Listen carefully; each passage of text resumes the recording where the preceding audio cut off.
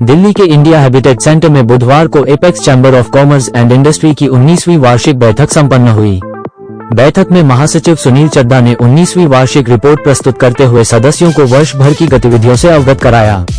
बैठक का आयोजन एवं संचालन अतिरिक्त महासचिव रमेश चंद्र द्वारा किया गया। इस अवसर पर एपेक्स प्रिविलेज कार्ड की शुरुआत की घोषणा की गई, जिसके माध्यम से सदस्यों को बीमा, अस्पताल, मेडिकल डायग्नोस्टिक लैब्स, होटल एवं यात्रा जैसे क्षेत्रों में पूर्व निर्धारित विशेष छूट का लाभ मिलेगा। वित्त सचिव ऋषि उचाना ने पिछले वर्ष की आय एवं व्यय का विवरण भी प्रस्तुत किया।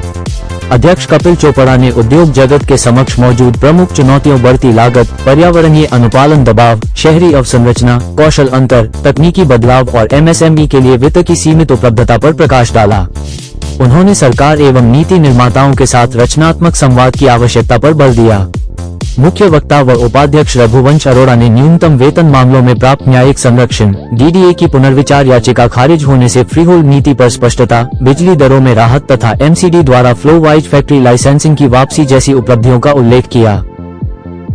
उन्होंने समृद्धि योजना के तहत गलत संपत्ति कर नोटिसों के समाधान, पीएमएफबी 2021 के तहत एमएसएमई एवं लघु उद्योगों के संरक्षण तथा व्यापार उत्कृष्टता पुरस्कार में मिली राष्ट्रीय मान्यता की भी जानकारी दी।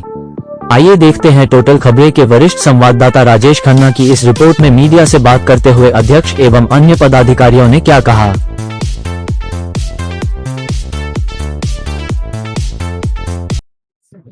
सर इंट्रोडक्शन देंगे सर। जी, Kapil Chopra, President APEC Chamber of Commerce and Industry, NCT Delhi. See, this organization chamber is 20 years old. 19th AGM थी हमारी। इसमें हमने सारे पिछले कार्य साल का ब्यौरा दिया, क्या क्या केसेस हमने क्या क्या पिकअप किए, क्या क्या सोल्यूशंस निकले, कौन से अभी पेंडिंग वेजेज हैं। वेजेज का केस है, मिनिमम वेजेज जो इंडिया में हाईएस्ट है, पावर टैरिफ जहाँ पे हाईएस्ट है इंडिया में, दिल्ली में, वाटर चार्जेस दिल्ली में हाईएस्ट है। ऐसे और भी बहुत से नॉर्म्स हैं जो पोल्यूशन नॉर्म्स और दूसरी तरह की जो भी इंडस्ट्री को नॉर्म्स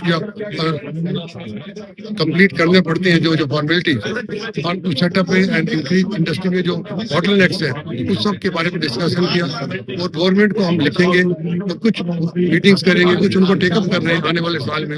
और इसके लिए हमने आह्वान किया है चैम्बर में जो स्ट्रेंथ है वो और ज्यादा स्ट्रांग हो। यूनिटी हमारी है ऑलरेडी, बट इसको बहुत ज्यादा मजबूत किया जाए, ऐसी हमारी इच्छा है, एक कामना है। और हम आने वाले साल में ज्यादा यूनाइटेड होकर ज्यादा बेटर इंडस्ट्री को सर्व कर सकेंगे दिल्ली की। सर गवर्नमेंट से आपकी क्या मांगे हैं कि जो आपके गवर्नमेंट से हमारा कई इच्छाएं हैं, जैसे वेजेज और वाटर चार्जेज और इलेक्ट्रिसिटी चार्जेज, ये सब पूरे इंडिया में डिफरेंट स्टेट्स में ऑलमोस्ट सेम, स्पेशली एसएमई के लिए, स्मॉल और माइक्रो इंडस्ट्रीज के लिए। स्मॉल माइक्रो इंडस्ट्रीज को दिल्ली की इंडस्ट्री को गुड़गांव से जब कम्पीट करना पड़ता है तो दिल्ली की इंडस्ट्री अनवाइबल हो जाती है, क्योंकि यहाँ की बिजली भी ज्यादा है, पानी भी ज्यादा राइट है और दूसरी उसके वेजेज भी ज्यादा है, तो उसकी कॉस्ट ऑफ प्रोडक्शन इतनी बढ़ जाती है कि वो कम्पीट ही नहीं कर सकते हरियाणा या यूपी या राजस्थान या किसी भी और स्टेट की इंडस्ट्री से।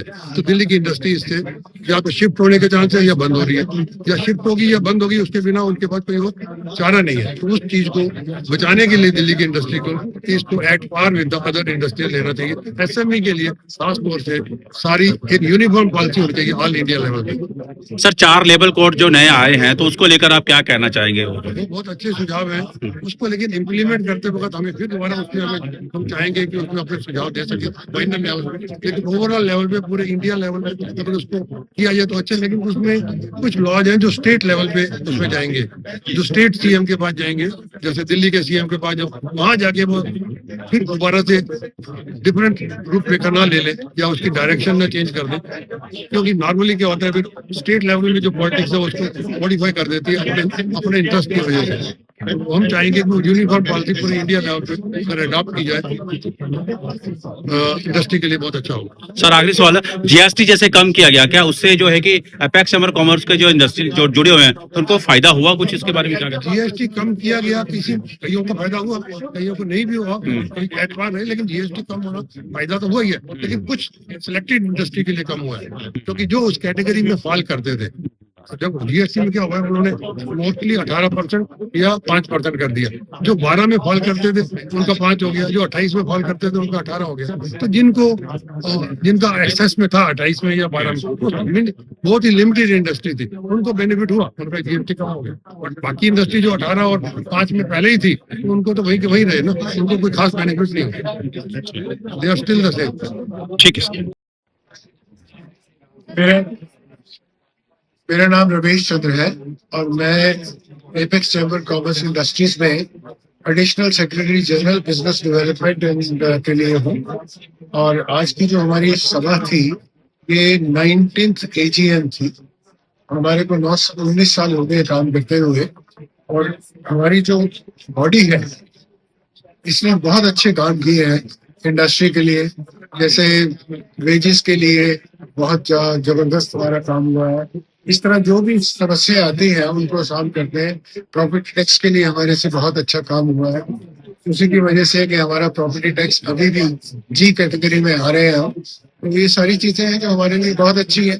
और आज के हमने सबसे सुझाव लिए हैं कि अगर किसी को कुछ समस्या है, जैसे किसी ने जीएसटी के बारे में कुछ बताया है, अब उसका हम संज्ञान लेंगे, उसके ऊपर काम करेंगे और जहां तक हो सकेगा उसको सॉल्व करने की कोशिश करेंगे।